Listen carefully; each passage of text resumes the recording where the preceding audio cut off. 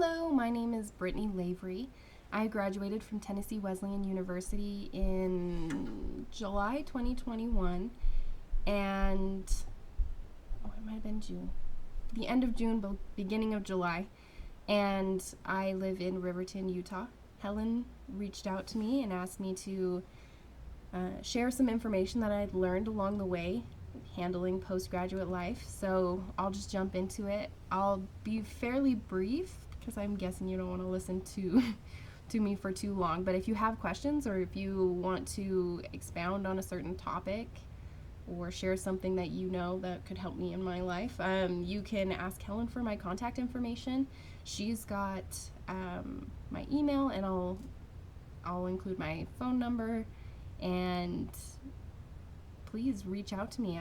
I would love to hear from you and see what you're up to. I'll start with what I did to study for boards. I studied for the boards for close to, it was probably like 60 days, give or take. I started in July, at the beginning of July, and I took my test August 31st, 2021. I studied for 4 to 5 hours per day, and my schedule kind of went something like this. I woke up at 6 a.m. and I would study for an hour until 7. I'd eat breakfast and work out, and then I would do more of like an extended period of study for practice exams or practice questions, or if there was a subject that I really needed to go over. I think one of the sections that I really struggled with was I think there was a neurological set test questions. They were a little tricky for me, just the way that they worded them. So I went over those ones a lot. I took 3 practice exams. I was shooting for 65%, which I believe from the research I did equated to a passing grade on the MBCOT. And I was getting, the first time I got a 59%, and then I got closer to 61 or 62%, and then I just took the test, and I passed. So I don't know if those percentages are exact science. I had a lot of burnout after graduate school, so I only studied in the morning, and then I took my afternoons off because I was tired. I had a hard time sitting for that long, so I would build up my time. I would practice test questions for an hour, and then 2 hours, and then 3 hours, until I was up to about 4.5 hours, because with the test, you have to sit for about that long.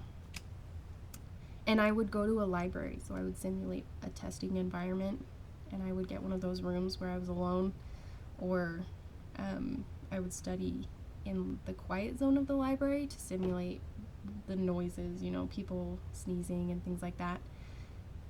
I finished my test at the end of August, and then I actually moved across the country back to Utah.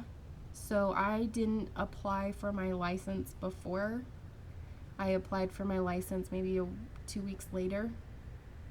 And in order to apply for my license in Utah, I needed to pay the fee and have my test boards done and fill out the application and then have my transcript. So altogether it took about 1 to 2 weeks to get my license back, which is faster. I think if I had taken it or tried to get my license around spring when everyone graduates, it would have taken longer. I have some coworkers who it has taken up to 3 months. So maybe, depending on what time of year it is, plan for that. Once I had my license, actually I didn't have my license, but I started applying to jobs pretty much right after I moved, and I didn't know what I wanted to do. So I applied to pediatrics, and I applied to hand clinics and acute care, and I applied to skilled nursing facilities, and I just, whatever came my way kind of thing, I would explore.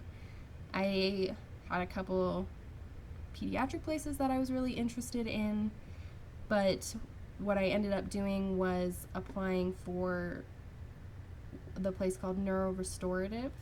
They work with neurological complex medical injuries in conjunction with respiratory failure, and I am always challenged, so that I love it. I I'm never bored, and I always have a good story to tell.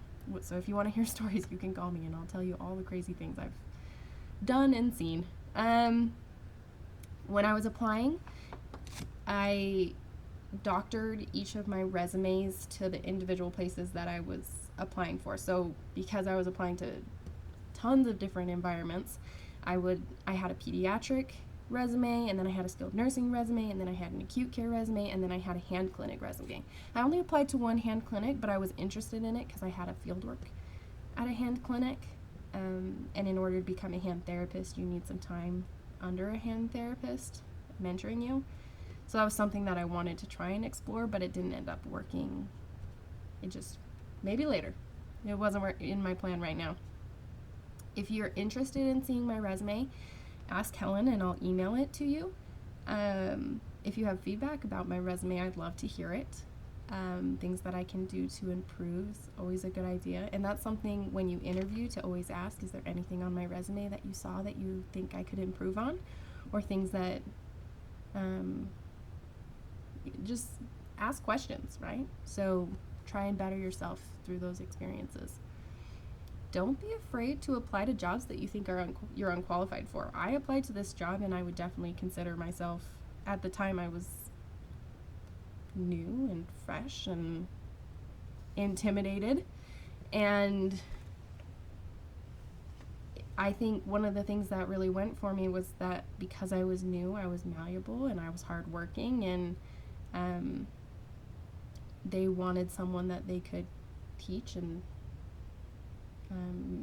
kind of mold to their facility, and so it worked out in my favor. Always state other qualities too. One of the things that stood out for me is that my productivity standards are fairly high at my facility. Because of the way it works, the productivity standards are fairly low, so it's like 85% is what we shoot for, and because I'm hardworking and I manage my time fairly well, my productivity standards are good, and that's one of the things managers love to hear, because that's what they're pushing all the time. And because you're a student, you're up to date on all the latest research and you know what you're doing, so those are all qualities that you should mention in your interviews. I wanted to share about references a little bit. You should always be asking and keeping up to date on your references. If you feel like you finished a CEU or like a webinar or a workshop and you want to get a reference, you could say something like, I hope you're doing well. I'm writing because I'm a candidate for this position at this company, or I'd like to keep my resume, like my references, up to date. I'm preparing some references in case people ask. I sincerely valued the time we spent working together, and if you're willing, I'd love to include you as a reference, because I think you would do an outstanding job of explaining what I bring to the table as a professional. I have included the job posting in my most recent resume. If you feel comfortable with listing you as a reference, please let me know. So something like that, just short, sweet, concise, very informative. One of the things that I found is if I haven't seen that individual in a while, they've seen a lot of students or they've seen a lot of people go through their workshop, they might not remember you. So putting in a resume is something that they can like refresh themselves on who you are.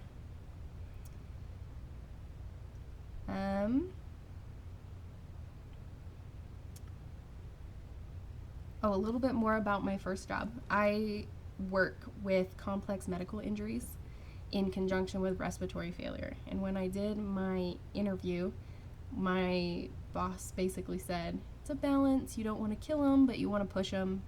And that was super scary to hear. And it is kind of a balance, but people are sturdier than you realize. And if you're well versed on your vital signs, respiratory rate, blood pressure, how blood pressure and heart rate and respiratory rate changes when you're supine versus seated versus walking, and those are all things to know that are very helpful when you're pushing someone who has not been pushed in a long time. So make sure you know your vital signs, very important. I work with individuals with respiratory failure, so they usually have some sort of trach. or oxygen supplementation. We have very few individuals who come into our facility who don't have oxygen deficits. We have peg tubes and heart rate monitors and Foley catheters. We have a lot of tubes to pay attention to, and we always celebrate when a patient goes one tube less, because it means that they're getting better.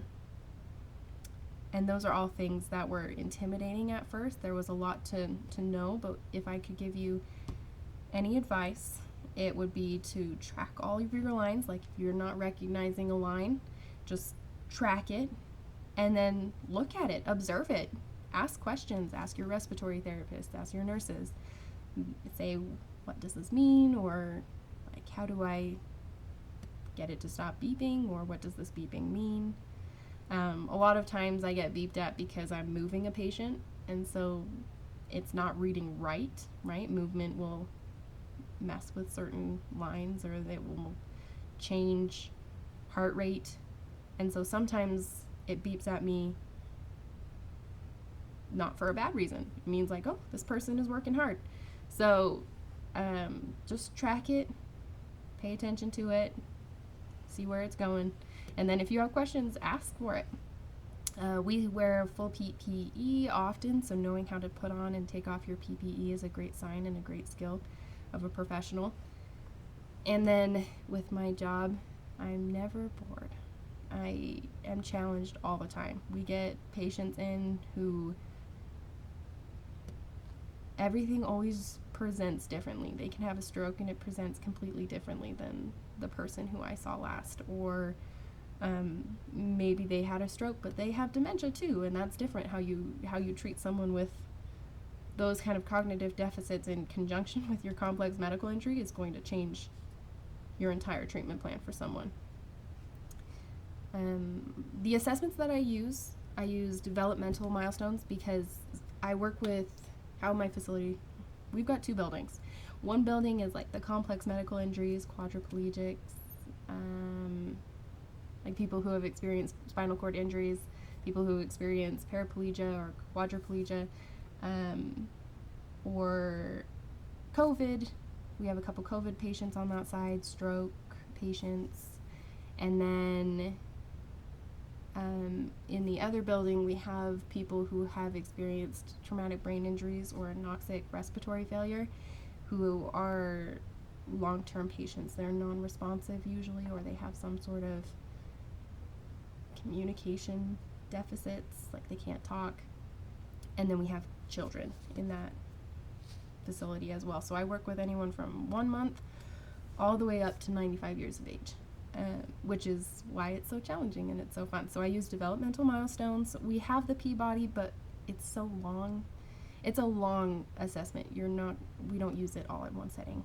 And then we use manual muscle testing, range of motion, dermatomes, neurological testing, knowing your cranial nerve injuries and how they present, Barthel, pain scales, the RPE scale, Berg balance scale. I use the modified Ashworth scale a lot because a lot of times with someone who's experienced a stroke is most likely going to have tone abnormalities, or someone who's had an anoxic brain injury can sometimes present with tone abnormalities.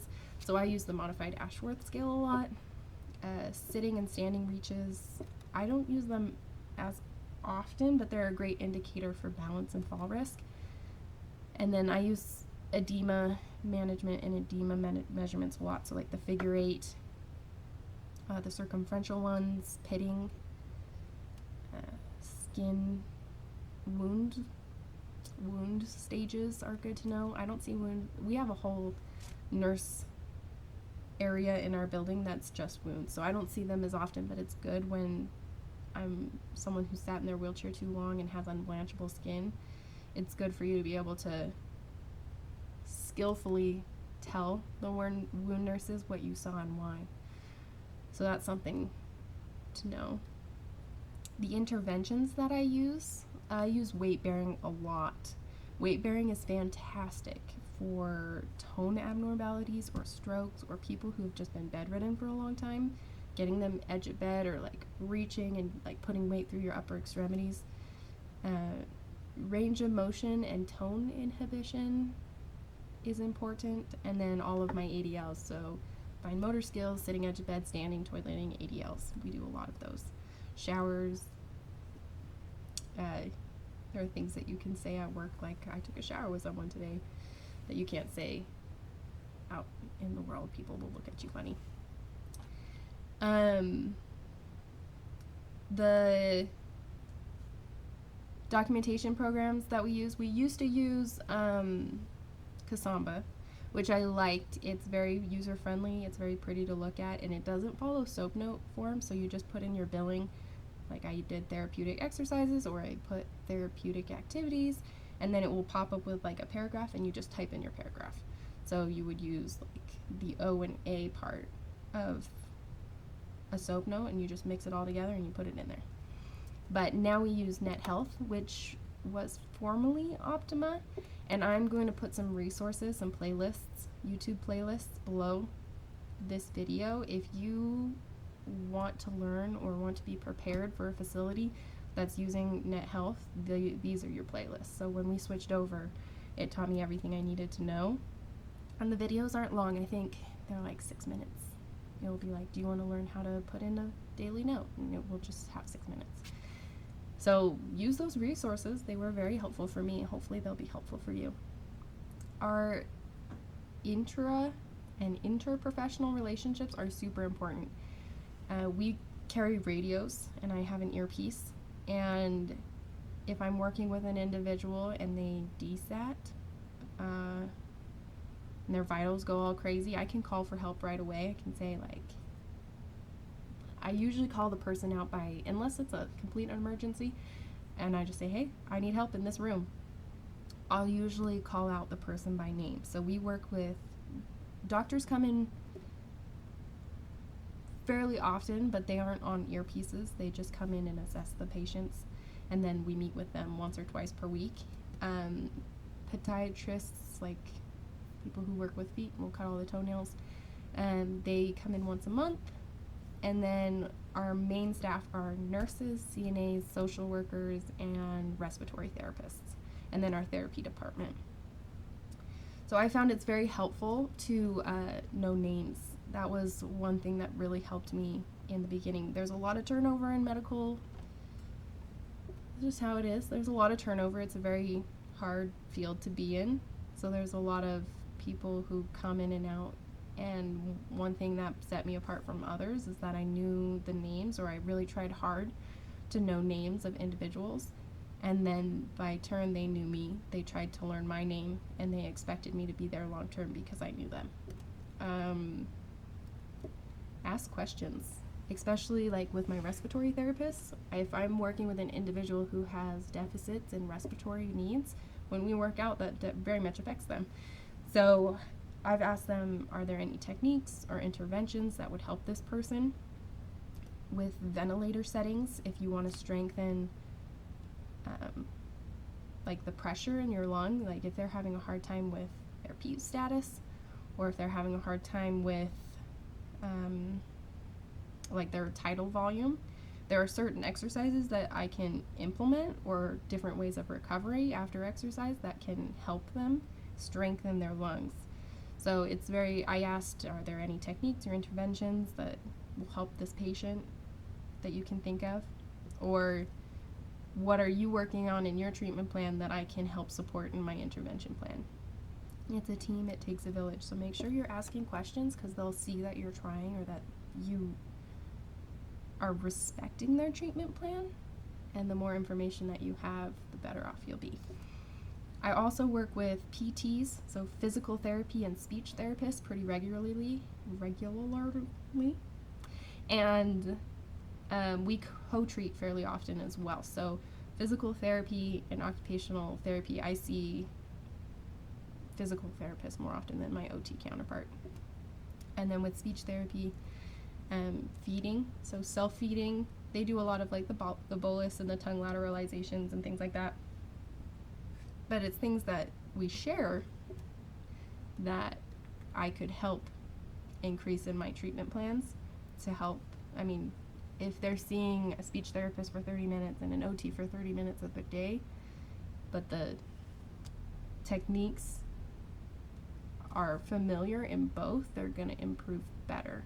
You just want to be careful how you document it, because you don't want to state that you're doing the same thing they are, but you can say like, oh, I did this, but I did it for this ADL purpose.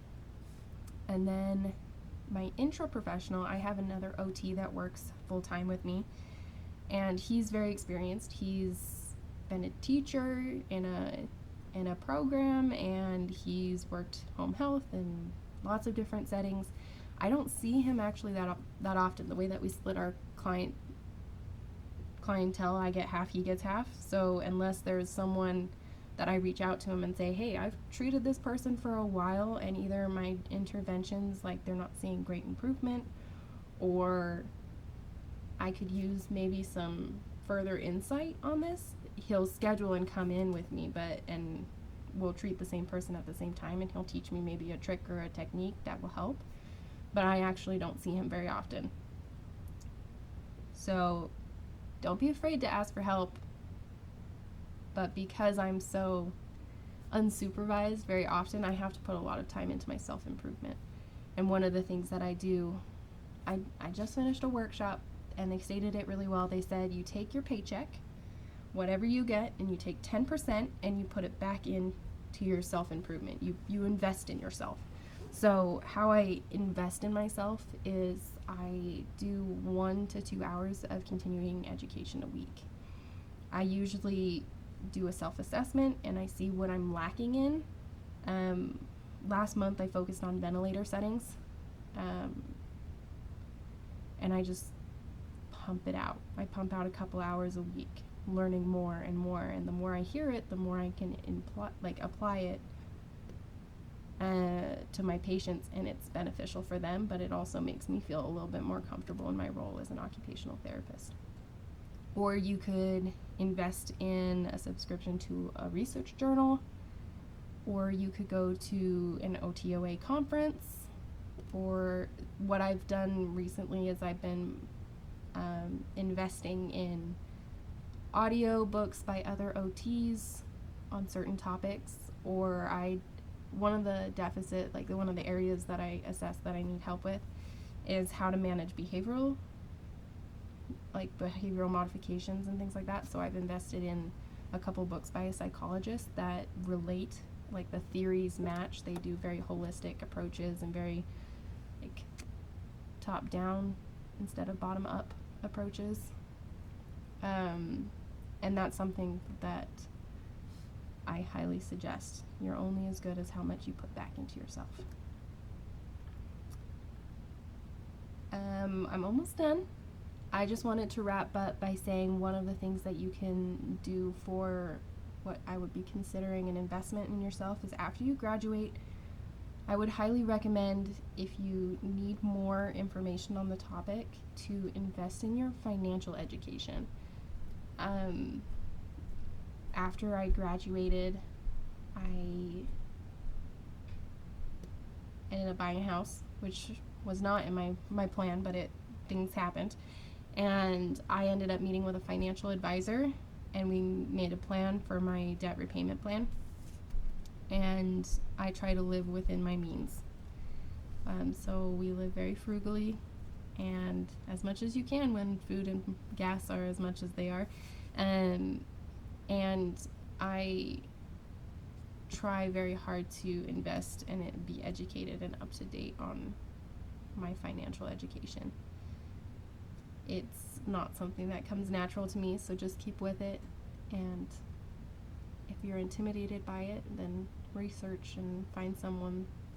Like, if you hate doing something, I don't really like budgeting, but if you hate doing something, it might be worth it to find someone who knows more, who can either help you not be so intimidated by it, or who can do it for you. So financial well-being is a huge part of happiness, as far as making sure that you know that you're paying back debts and you're working towards like relieving yourself of that kind of fetter. Below I've put some resources that will be helpful for you. some things that I still use. So for my CEUs, I use occupationaltherapy.com and some other programs you can find around the state. I use Complete Anatomy. It's wonderful. It's a subscription, and so my husband's a PT and I'm an OT, and so it's worth it for us to have this subscription. But it's a program where you get like a 3D model of a form, a body, and you can look at it from layers and then back down. So if you're interested, you can zoom in on the shoulder. You can see how every muscle moves that arm. You can see the nerves and how the dermatomes are, and it will take you from like the bone, the skeletal system, to the muscular system, to the nerves, to the like circulatory system, and then back down again. And it's really good to build your foundation if you need to brush up on anatomy. I've got the Net Health playlists for learning net health, and then I also linked some YouTube subscriptions that I have. OT Miri, OT Rex, Therapy Ed playlist has some really cool ones that helped me when I was learning and prepping for the MBCOT. I used OT Exam Prepper, and then I used the Kalena and Sarah study guides. I think there's a copyright issue or something like that with the Kalena and Sarah study guides, so I had a really hard time finding them. But if you are interested in them, I can let you see them. So I reach out, Helen's got my information, reach out to me and I will email them to you. I also use the MBCOT study pack with the textbook and the study guides, study questions, and then just like a little nougat of information. I also have a link to a couple different hand measurements that might not be as well known, which I use all the time. So yeah, I think that was just like the quick rundown of everything I've been up to since graduating. If there was a part of this video that you're interested in or you want to learn more about, please reach out. And I hope you guys are doing well. Take deep breaths and just one step at a time. What you know now is, it seems like when I graduated, I felt like I did not know enough to be in the healthcare field. But when I started treating, everything, all that muscle memory that you just worked so hard for the past 2 years, it just kicks in. And then if there's something that you're like, I don't remember it as well, then that's what it's all about. That's where you self-invest. I wish you all the best, and I hope you have a very nice day.